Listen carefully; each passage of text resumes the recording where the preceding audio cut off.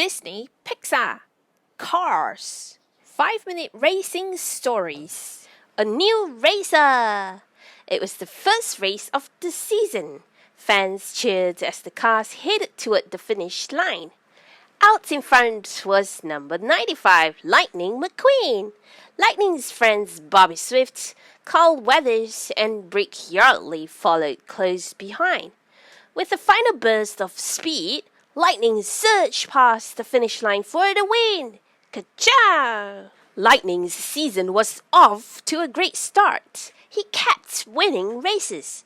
Then, at the Motor Speedway of the South, a rookie racer blew past him. The new car's name was Jackson Storm. After the race, Lightning congratulated Storm on his win. "Thank you, Mr. McQueen," Storm said. "You have no idea what a pleasure it is for me to finally beat you." "Thanks," Lightning said. Then he paused. "Wait, did you say meet or beat?" Storm smirked. "I think you heard me." Jackson Storm was part of a new generation of high-tech race cars built to be faster than the cars that had come before. He and the other next gens won race after race. Soon, veteran racers began retiring or losing their sponsors. At the starting line of the final race of the season, Storm mocked Lightning. "Hey, champ, where'd all your friends go?" Lightning glared at Storm. He was determined to beat the next gen, but in the last lap of the race, he pushed himself too hard and his tire blew out. As Lightning rolled over and over, his whole world went black. In the months that followed, Lightning recovered from the crash. He was physically ready to race again. But he wondered if maybe it was time to retire. Lightning thought about his mentor, Doc Hudson. Doc was one of the best racers of his time, but a devastating crash had ended his racing career early. Lightning made a choice. He wasn't going to be pushed out of racing like Doc. He would decide when he was done for himself. When Lightning told his sponsors, Rusty and Dusty of Rusty's, that he would race again next season, they were thrilled. They had just made a deal to get Lightning a new training center so he could train on the same equipment as the next gens. But to do it, they had sold Rusty's to a business car named Sterling. Sterling greeting Lightning. He was thrilled to meet the race car. Sterling took Lightning on a tour of the facility. All the training equipment was very high-tech, including a racing simulator. Lightning watched in awe as the sleek yellow race car zoomed through a simulated course. Curious, he turned to Sterling. "Who's the racer?" he asked. No. She is a trainer," Sterling said. "Cruz Ramirez, best trainer in the business." Sterling introduced the two of them. Cruz was impressed by Lightning. She thought he looked old and broken down. Lightning was offended. Cruz smiled. She had been trying to make Lightning mad. She told him to use his anger as motivation. Over the next few weeks, Cruz led Lightning through a series of simple training exercises. She didn't think Lightning was ready for the simulator. Lightning disagreed. He hopped on the simulator and crashed through its screen. Sterling thought Lightning's racing career was over. He wanted Lightning to retire and focus on making money for the 95 brand. Lightning pleaded for one last chance. He was sure he could win if he trained properly. Sterling was skeptical, but finally he agreed on one condition. If Lightning lost, he'd retire. Lightning headed to Fireball Beach to restart his training. Cruz went along to track his speed. Lightning thought if he trained on dirt the same way he had with Doc, he would improve. Cruz was supposed to be right beside him, tracking his speed, but she was back at the starting line, spinning her wheels. She had never raced on sand before. Lightning gave her some tips. Finally, Cruz managed to race across the beach with Lightning, but Lightning's top speed was still slower than Jackson Storm's. Lightning decided he needed to train against other racers, so he and Cruz went to the Thunder Hollow Speedway. Lightning disguised himself and signed up for the next race. It wasn't until the gates closed that Lightning realized that it wasn't a traditional race. It was the Thunder Hollow Crazy 8's Demolition Derby, where cars smashed into each other. Cruz watched from the infield until the cars came after her, too. Everyone wanted a piece of the newcomers. Cruz was terrified. Lightning shouted racing tips to her and drew the other cars away. At the end of the race, Cruz was declared the winner. After the race, Lightning lashed out at Cruz. He still hadn't improved his speed because he was too busy taking care of her. "This is my last chance, Cruz," he shouted. "If I lose, I never get to do this again. If you were a racer, you'd know what I'm talking about. But you're not."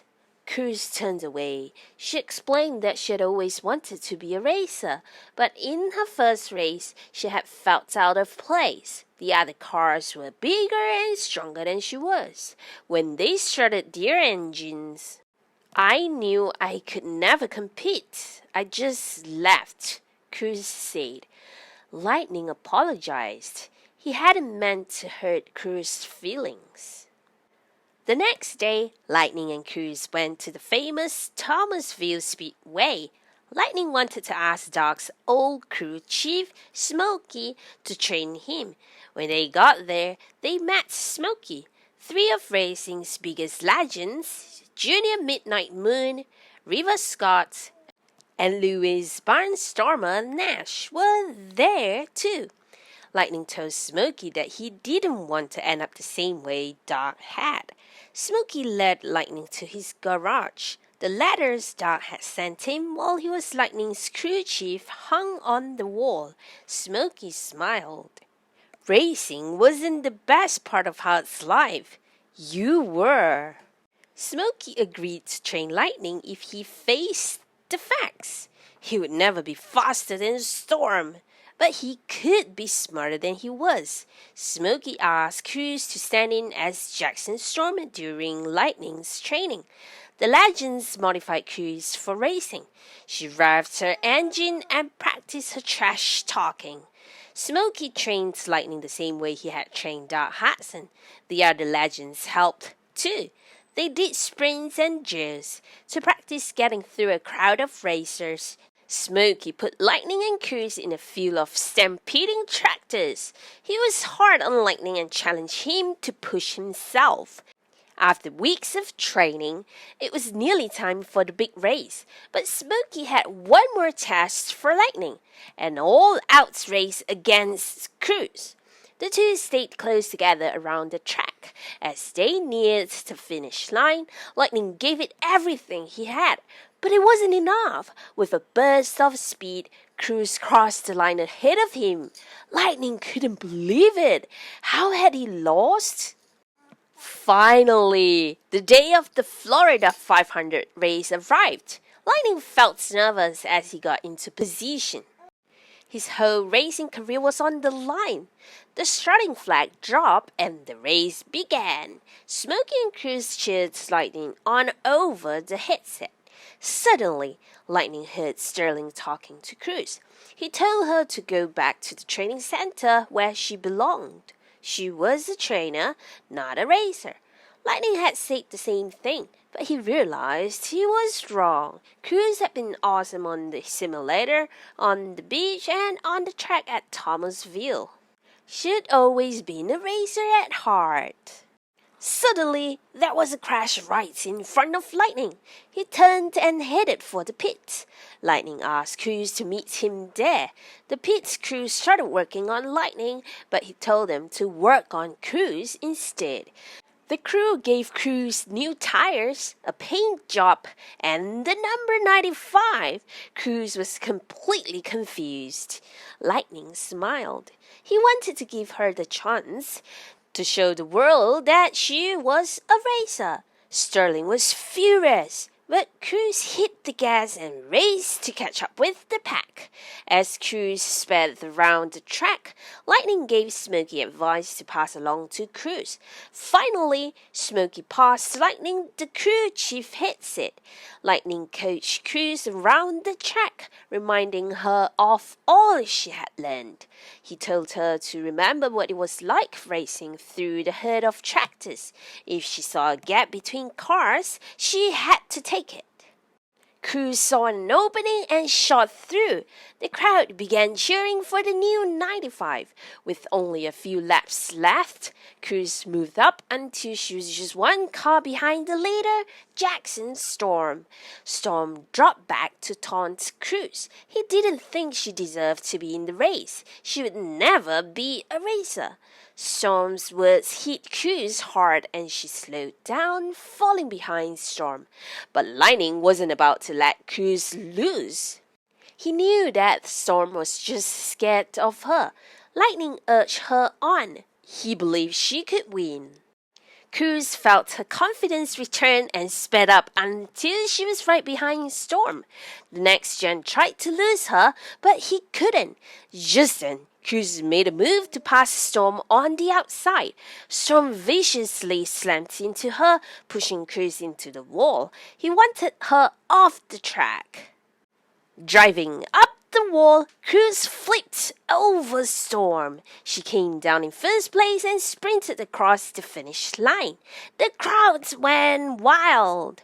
The leaderboard showed the winner as McQueen's Cruz, because Cruz and Lightning both raced wearing the number 95. They had both won the race. Sterling couldn't believe it. Lightning didn't have to retire. Back in Radiator Springs, Lightning and Cruz raced around Willie's Butte. Cruz was now part of Tex Dynaco's race team. She had even taken Doc Hudson's old number, 51. Even better, Tex had bought Rusty's from Sterling.